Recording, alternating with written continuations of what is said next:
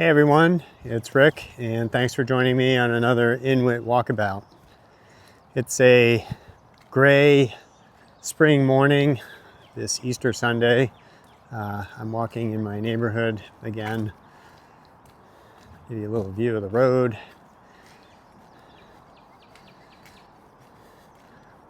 Getting ready for some family to come later this afternoon for a dinner and taking a break between the prep and the cooking. I wanted to continue our conversation from last time where we were talking about East Germany, West Germany reunification, and essentially the changes and the expectations that come, that one tolerates, and that ultimately one may get to a point where one goes enough and one moves on. And I think one of the things that I wanted to kind of focus on was the role of ideals, the trap or the power of ideals, and essentially to look at where they come from, and really try to look at, what maybe the limitations of ideals are relative to, particularly in our personal lives, resolving conflict.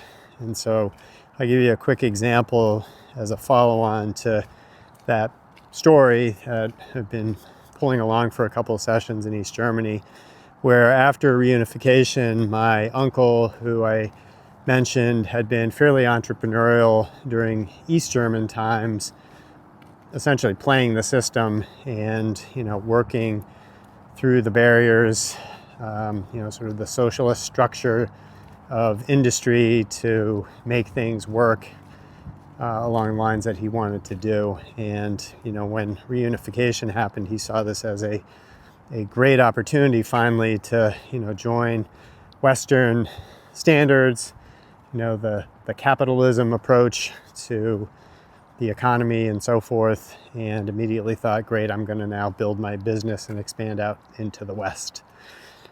And he, I would say, had a pretty significant learning experience when he started to reach out and look for opportunities. And he had kind of landed in an area where he was working on finished furniture, like trim, veneer trim, and so forth.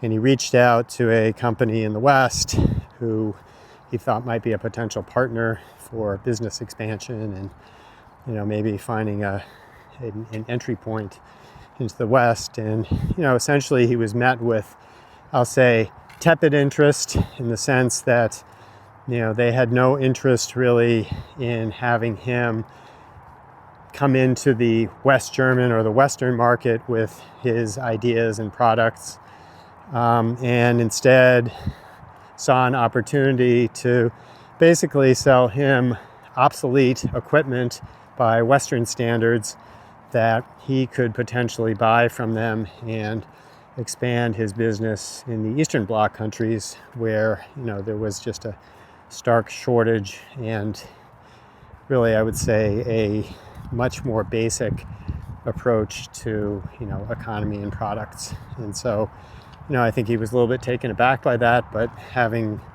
grown up in the East German system, again, took advantage of it, said it is what it is, I think from a relatively disappointed standpoint, but essentially kind of took the approach of when you're given lemons, make lemonade, and actually built a pretty successful business on the East with obsolete equipment from the West.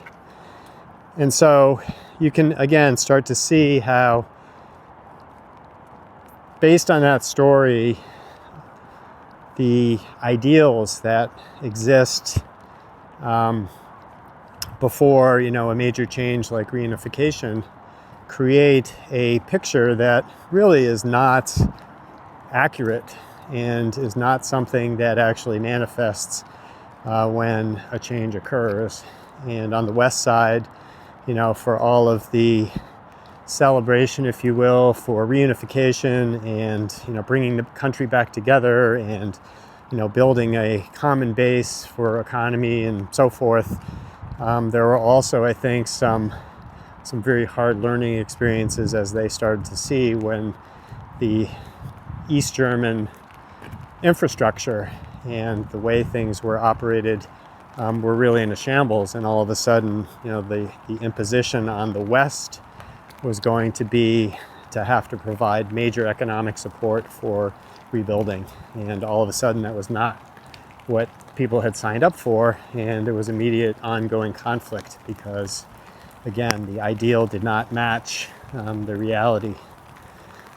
So, what's the point behind this? Well, I think among other things, I think one of the things that's really important to realize is that, ideals and ideas generally always have a touch point with the past, right? You can't think of something in the future unless you are using something that which always is from the past.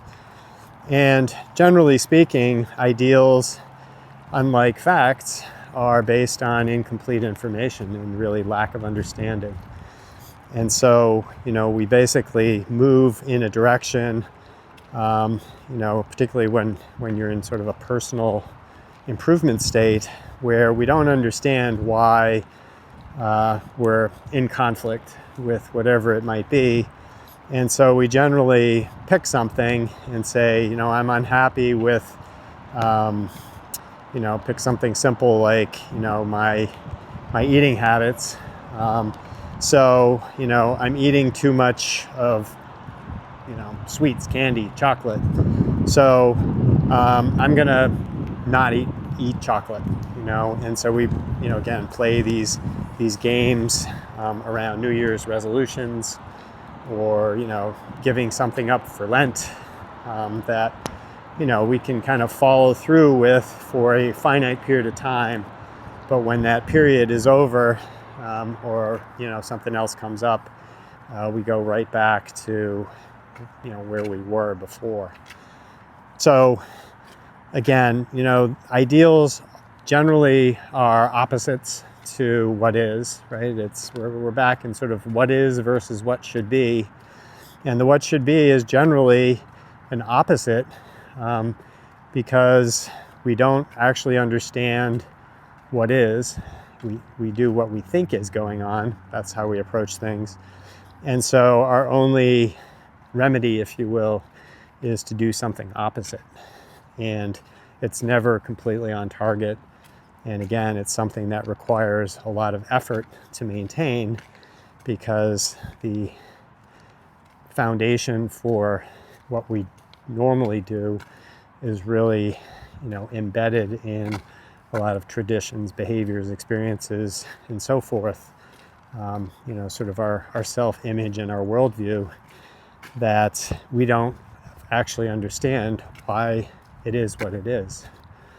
And so we get caught doing something opposite. And again, it doesn't stick and it really doesn't give a result. And you can see how, that plays out even in the opposite methodologies. So, go back to East German and West German, or you just look at political systems like, capitalism versus socialism, is both of those are reactions to each other. They're really sort of steeped in opposite philosophies that have a foundation based on the evils of the other system.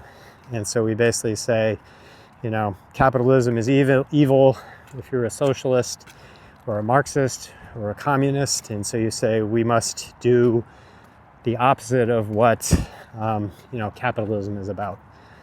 And when you look at any government, whether it's on quote the Western side or the Eastern side, fundamentally everybody is behaving with the same foundation of what I would say is self-centeredness and an element of corruption, greed, all those things are in there. And there really is no significant fundamental change in how people live. The conflict of trying to live in harmony or in peace or in comfort, whatever you want to pick, is always a remaining challenge. So, again, think about two things. One is that, ideals, again, really are concepts. They're abstractions. They're not actual, and they don't really get to action. We love to talk about them, but it's very hard to put them into place in a sustained way. And a lot of that is because we don't understand why we're actually moving in the direction that the ideal takes us, other than we're just looking to get out of whatever situation we're in. I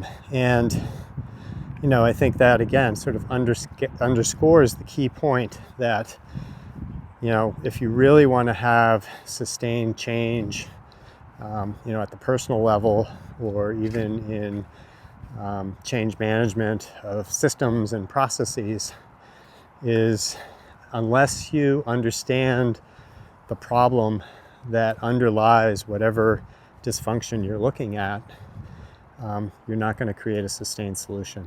You're just going to end up jumping to something which, again, is sort of cause-effect, and then the effect, because we don't understand the cause, becomes the cause for the next thing that becomes, a foundation for the next effect. And so we just keep jumping from cause-effect to cause-effect to cause-effect, and we never advance. So, again, we make some systems improvements, but if you look at the conflict in people's lives, in our daily lives, is, there's always something that isn't working the way we want it to. And it doesn't matter where you are on the planet, we're all in the same space. So really important to, again, just recognize the limitation of ideals, and also the critical need to get to understanding deeply why in our personal lives conflict exists. What is the nature of conflict, not individual causes, but then also for systems and things that we improve or want to improve, that we actually do our best to really find sort of those deep system-based problems or causes that, when we understand them, immediately lead to action. So that's it for today. I hope you have a great day, a wonderful week, and I look forward to next time. This is Rick with Inwyt Walkabout. Take care.